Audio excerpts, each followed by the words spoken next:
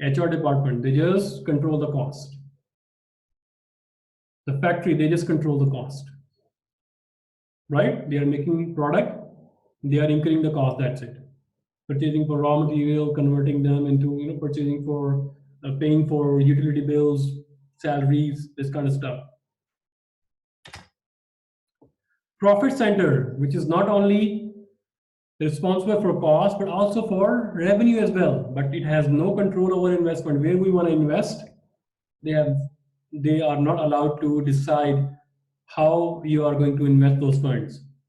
So profit centers, for example, your marketing department, your company, yes, your marketing department, because they receive goods from production department, right? And then they sell it to customer, receive the revenue as well.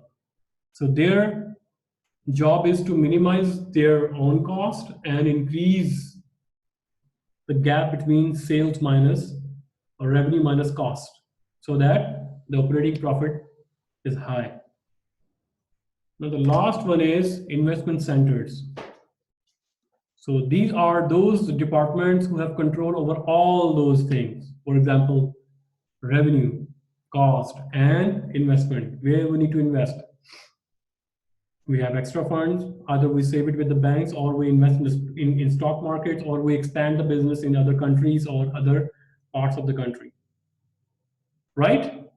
So they decide how much furniture we need to buy for one person. One person must have one table, one laptop, one printer, or one fan or AC or something whatsoever. So they decide according to the efficiency of those departments, right?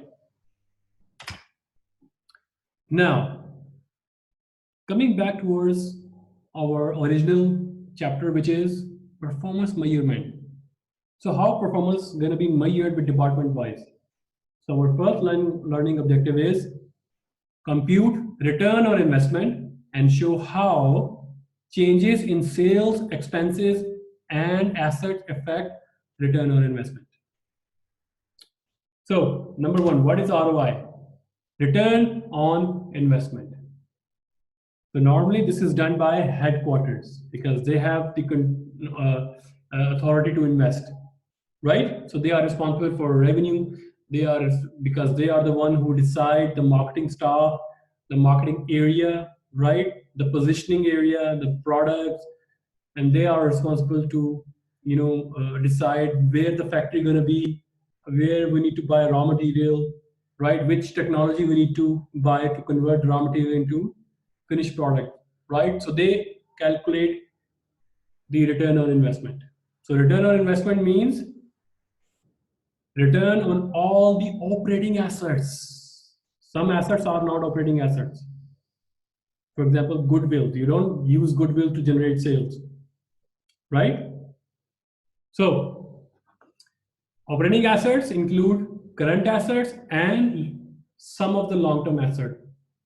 Equipment, plant, we call this productive assets, right? Productive assets, in which that are used to increase the performance of the company.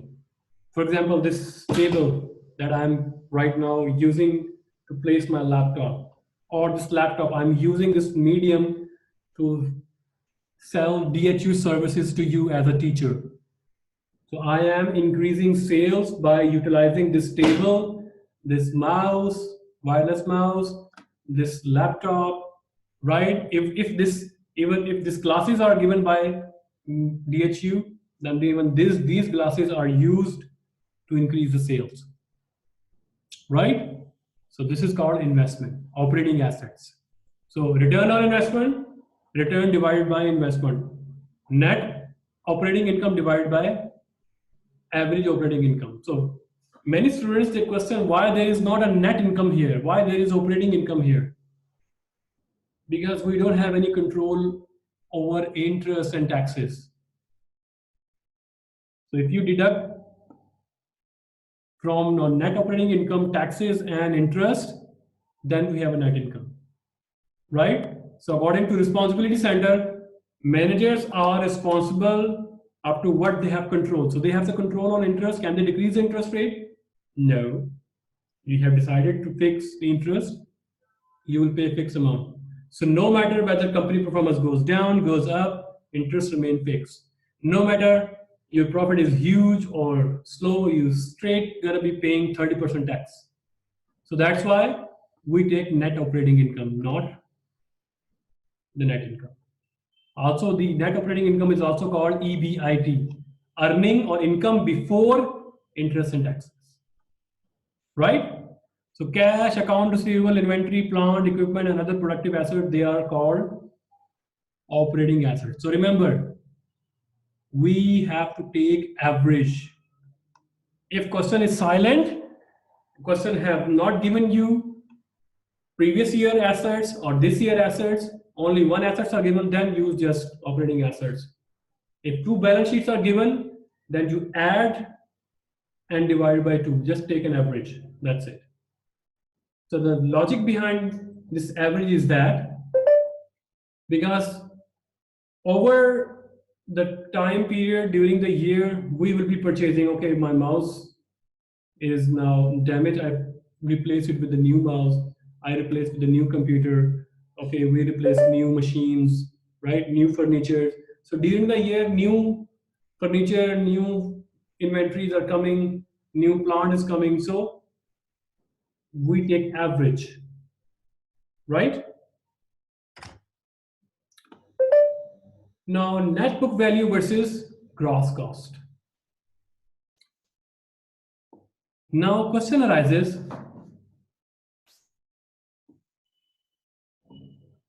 according to operating assets, should we decrease the depreciation or not? Should we take the full value of the asset or should we take the assets less the depreciation? So most companies, they use net book value. Why? Because over the period of year you are using that asset, so that asset value is decreasing. Recall your lectures for of accounting where depreciation is the wear and tear of the asset, right? So we have used that asset for, so I bought this mobile phone and its life is for 5 years. So I bought it, for example, for 10,000 yuan. So for 5 years, it means every year I use it for 2,000 yuan, right? So every year I decrease the value of this phone for 2,000. Next year, total accumulated means total 4,000. Third year 6,000, and on 5 year 10,000. Because I know after 5 years it is worthless, I will just throw it. That's it, right? So you will be taking average of net book value. So these operating assets means operating assets minus accumulated depreciation, right? And then you take 2 years average. That's it. Now, so the formula is one-step formula, net operating income divided by average operating assets.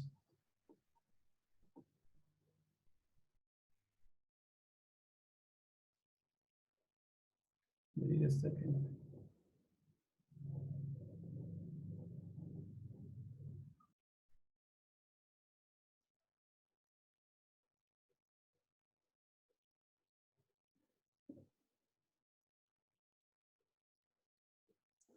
So we have the formula for ROI.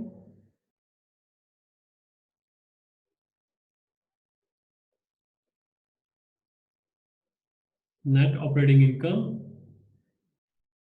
or EBIT divided by operating assets or average operating assets, right? This is one step ROI formula, right? If we multiply this with sales divided by sales, mathematical property,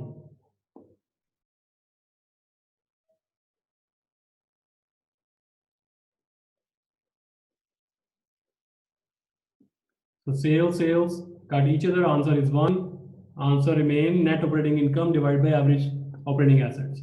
If you see that here, if you multiply inside and we write it like that, sales divided by average operating assets multiplied by net operating income divided by sales. Right? Sales, cancel, answer also remain net operating income by average total asset. So it doesn't matter. But in performance measurement, we call this sale over average total asset, we call this asset turnover.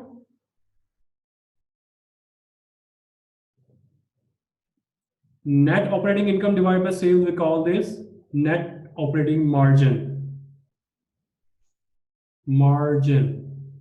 Right? So that is here. If you see here, margin multiplied by turnover, answer is also ROI because sales cancel. So now question is, what is the benefit of this one?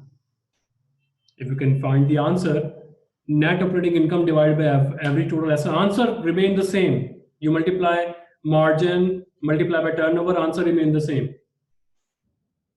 But we want to know that how much profit we get from sales. If we divide ROI, return on investment, how much profit we are getting from sales and how much assets company are utilizing to generate sales. What does it mean? It means how much assets company are utilizing, how many times company are utilizing those assets to generate sales, and among the sales, how much we are getting profit, operating profit. So in that case, we can divide our ROI in two ways. One is sales efficiency, from how much percentage we are getting profit, and the asset utilization, that how much assets we are using to generate sales. Right? So it's going to be how much we are utilizing assets to generate sales and from how much percentage we are getting our net operating profit from sales. So we now divided ROI into two-step process.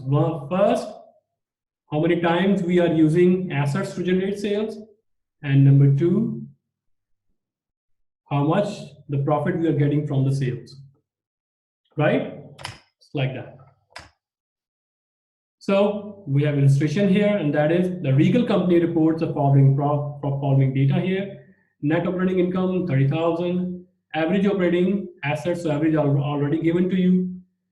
So that's it, 200,000. Sales are 500,000. Operating expenses 470,000. So you need to calculate the ROI. You can calculate two ways. One is net operating income divided by assets. So net operating income is 30K, 30,000 divided by average assets are 200,000.